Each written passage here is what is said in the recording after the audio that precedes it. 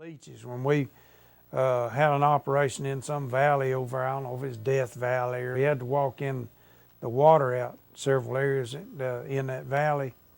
And them leeches, man, they were bad. I remember one of the squad leaders, I went to wake up one morning when he raised his head up, and blood was all down the side of his face there. You know, I thought, man, he'd been shot or something, but you know, he's had a leech right over his eye, and they would get so full of blood. Once they got full of blood, the blood, you know, would just start running. And his whole side, his eye and everything, I mean, it was just all blood and cake. Mosquito repellent would seem to be the way to get those leeches off. Some of the guys, you know, tried the cigarette lighters and stuff like that to get them off, but the repellent seemed to work pretty good. But them things would get all over you when walking that water. But you could sit and they would be crawling on the ground in some place, you could see, and you could put your hand down, and I guess it's the warmth of your body. But they just make a beeline right toward your hand, you know, to get on you.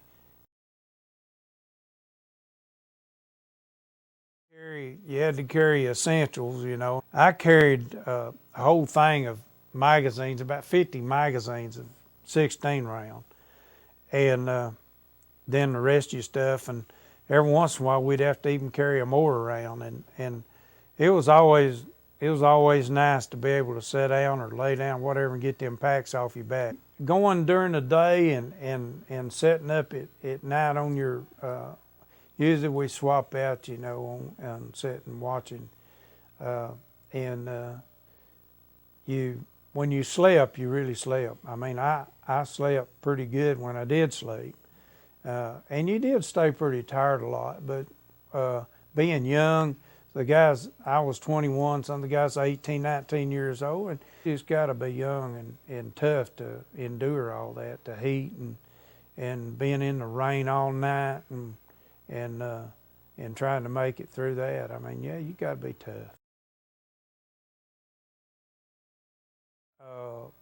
From the first few months there, I got shrapnel in the foot from some yo-yo throwing a grenade or something. I don't remember exactly. And I went in base camp.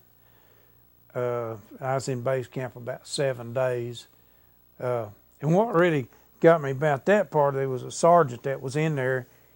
And at the time I was in base camp, it was close to December, I think.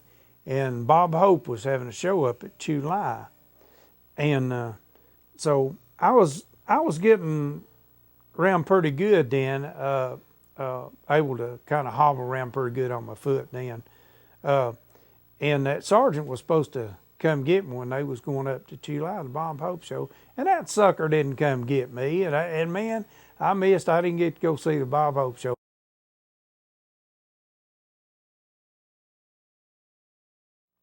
One thing that kind of struck my heart was we were pulling security on an air base up around a place called Tam Key, and it was Thanksgiving, and you know, all the time these kids and people would come around wanting to sell you stuff, you know, and there was a fence there, of course, at that. It was an abandoned airport, I reckon, and so the 101st Airborne was coming in, transferring on stand down, and we were pulling security, I think, for 101st Airborne. And those kids would come to that fence, and there was this pretty little girl. I think she was like 10 years old. And she came there just about every day, and of course, I'd give her, you know, chewing gum or whatever we had out of them C-packs and stuff. And I told her, I said, you know, how would you like to go to America? And she says, I don't think so. She says, because I love Vietnam. She said, I love my home. And a 10-year-old girl, when she told me that, it just kind of struck me in the heart, you know. There she is with nothing, and she loved her country. I mean, she loved her home.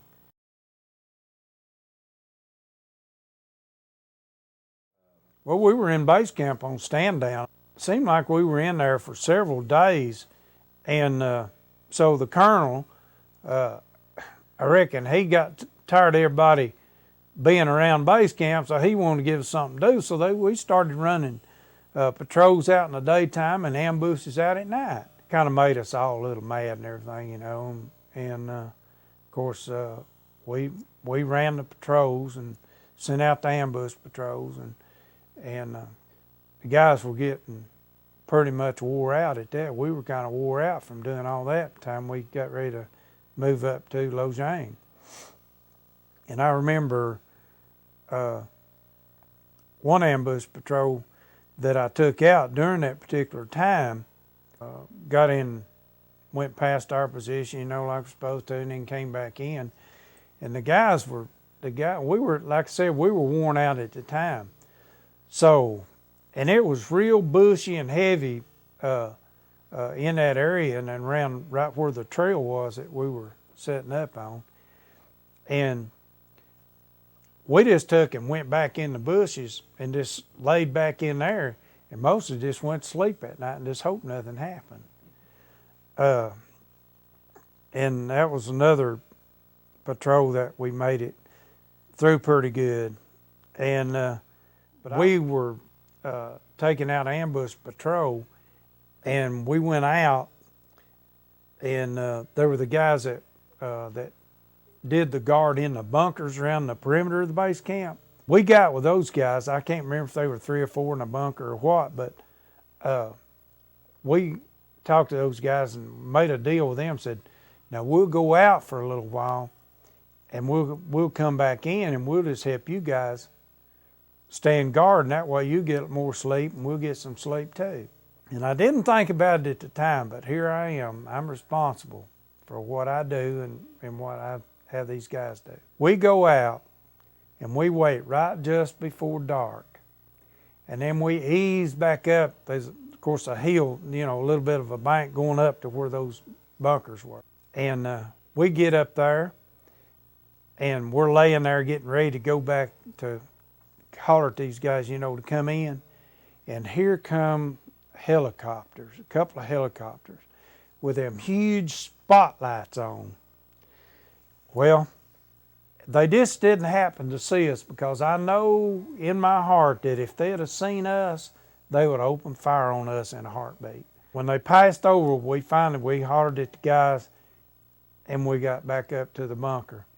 And I think about that, you know, now what if they'd opened that fire up on us and killed half of us or killed all of us or what? And I said, they'd have been looking at me. But anyway, we got through it, and that's what mattered and everything, you know. And because I was as tired as the guys were, you know, and I knew how they felt and everything, but we all had to agree that that's what we were going to do, you know, because I couldn't just say we're going to do it, because everybody had to agree to it. But I think about that, you know.